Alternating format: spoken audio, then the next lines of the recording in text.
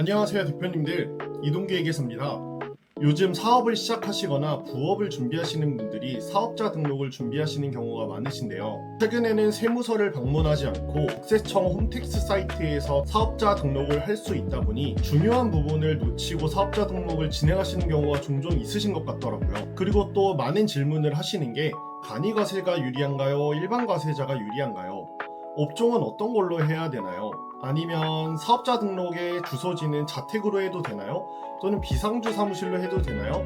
이런 질문들을 많이 하시는 것 같습니다. 여기에 더해서 사업자 등록 시 5년 동안 세금 100%를 면제받을 수 있는 방법이 있다는 것도 아시나요? 그렇다면 앞서 말씀드린 사업자 등록 시 자주 하시는 질문사항과 놓치면 안 되는 사항 총 5개를 오늘 말씀을 드려보고자 합니다. 자, 첫 번째로 가장 많은 질문을 하시는 내용이세요. 과연 간이과세자가 유리할까요? 일반 과세자가 유리할까요? 라는 질문입니다. 간단하게 말씀드리자면 사업 초기에 인테리어 비용이나 대규모 장비 취득이 이루어지는 경우라서 지출하신 경비 또는 장비의 매입 금액이 1년치 매출 금액과 거의 유사한 수준이라고 한다면 일반 과세자를 선택을 하시는 것이 더 유리할 수가 있습니다. 일반적인 경우라면 간이과세자가 훨씬 유리한 게 사실입니다. 여기서 한 가지 주의하실 부분은 간이과세냐 일반 과세냐에 대한 부분은 철저하게 부가가치세에서만 적용되는 개념이라는 점입니다. 가끔 대표님들께서 간이과세자면 그냥 세금이 별로 안 나오는 거 아닌가요? 라는 질문을 하실 때가 있는데, 간이과세자라면 부가가치세가 적게 나오는 건 맞습니다. 하지만 종합소득세나 간이냐 일반이냐의 구분이 아무 의미가 없기 때문에 이 부분에 대해서 혼동을 하시면 안 될 것 같아요. 오늘은 철저하게 부가가치세의 측면에 대해서만 말씀드린다는 점 기억을 해주시면 될 것 같고요. 일단은 평소에 간이과세자가 압도적으로 유리한 이유는 바로 다음과 같습니다. 부가가치세에 내는 돈은 이 매출세액에서 매입세액을 뺀 돈을 내도록 되어 있어요. 만약 매입세액이 매출세액보다 큰 경우라면 부가가치세 환급이라는 것을 통해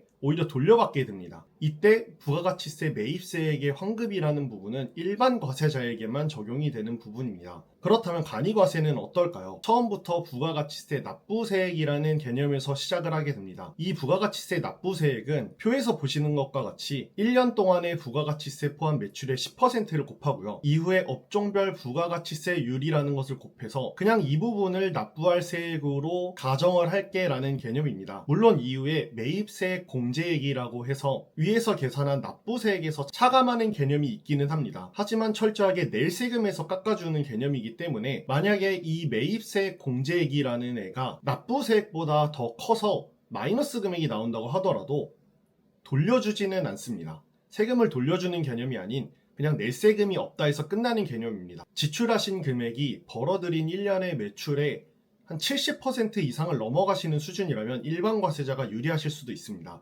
그리고 이외의 경우에도 일반 과세자가 유리한 경우가 있는데요. 이 부분은 사실 일반 과세자라 유리하다기보다는 어쩔 수 없이 일반 과세자를 선택해야 되는 경우가 있습니다. 가령 대표님들 같은 경우에는 기업을 상대로 거래를 한다든지 아니면 다른 사업자분들을 상대로 거래를 하시는 경우가 있는데, 거래 상대방 측에서 세금계산서 발급을 해주세요 라고 요청을 하시는 경우가 있을 거예요. 이때 간이과세자 중에 1년 부가세 포함 매출액이 4,800만원 미만인 경우에는 세금계산서 발급 자체가 금지가 되어 있습니다. 이 경우에 간이과세로 선택을 하신 경우에는 거래처에게 세금계산서 발급을 할 수가 없기 때문에 이 거래가 깨지는 경우가 있을 수도 있습니다. 그래서 만약 대표님들께서 세금계산서를 의무적으로 발행을 해야 되는 경우라고 하신다면 사업자 등록하실 때부터 간이과세자를 포기하시는 것을 추천드립니다. 자, 두 번째로 말씀드릴 내용은 바로 업종과 관련된 내용입니다.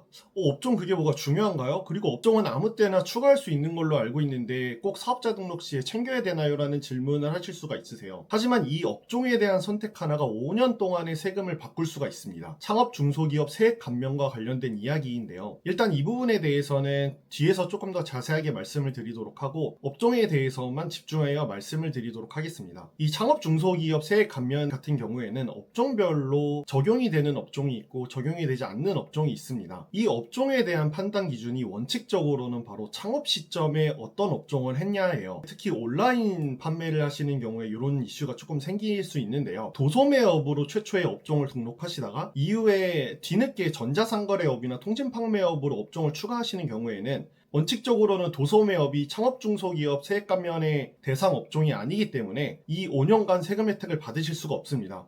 이 외에도 정부의 자금 지원이라든지 중소기업진흥공단의 대출 같은 경우에도 특정 업종들에만 적용이 되는 경우도 있어서 이 업종을 좀 주의하셔서 등록을 하실 필요가 있습니다. 자, 다음은 사업자 등록의 주소지와 관련된 내용입니다. 이 주소지와 관련된 내용에 대해서는 세 부분으로 나눠서 설명을 드리려고 해요.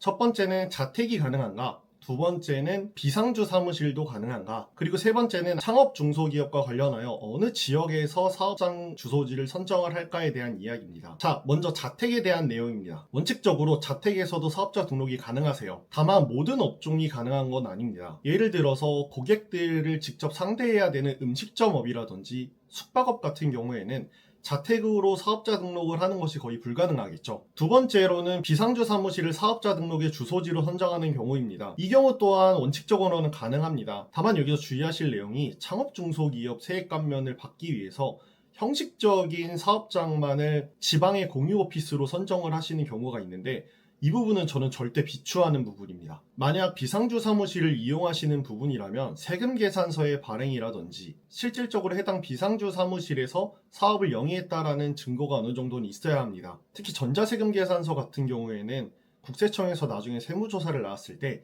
IP 추적을 통해서 자택에서 발급을 한 건지 아니면 이 비상주 사무실에서 실제로 발급을 한 건지 확인이 가능하다고 하니 이 부분은 항상 주의를 하셔야 됩니다. 자, 그리고 주소지의 마지막 내용은 계속 말씀드리는 창업 중소기업 세액 감면에 대한 내용인데요.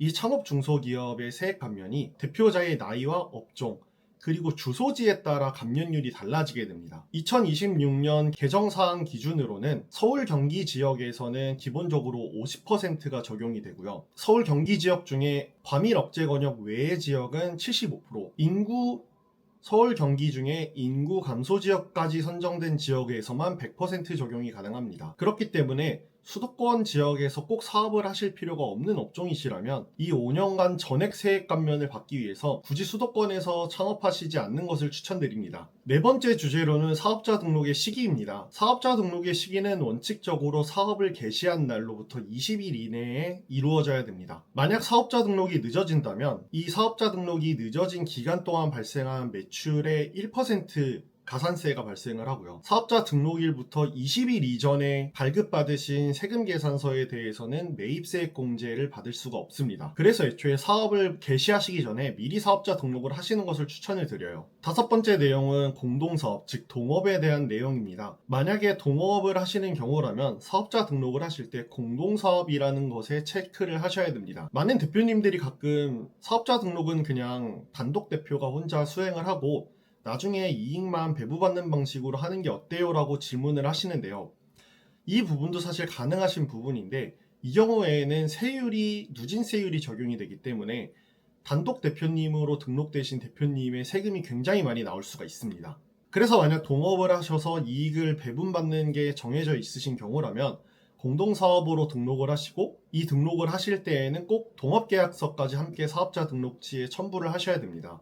단 여기에서 마냥 공동사업으로 하는 것이 유리하진만은 않은데요. 가끔 이런 절세를 위해서 대표님들의 가족이나 지인분들을 공동사업의 명의자로만 등록을 하시는 경우가 있는데 이분들이 무직인 경우에는 이 동업자분들의 건강보험료가 크게 올라갈 수 있다는 점은 주의하셔야 됩니다. 자, 지금까지 사업자 등록 시 확인해야 될 사항과 주의할 사항 5가지에 대해 말씀을 드려보았는데요. 해당 부분들을 꼭 미리 확인하셔서 나중에 불이익 받는 일이 없으시길 바랍니다. 감사합니다.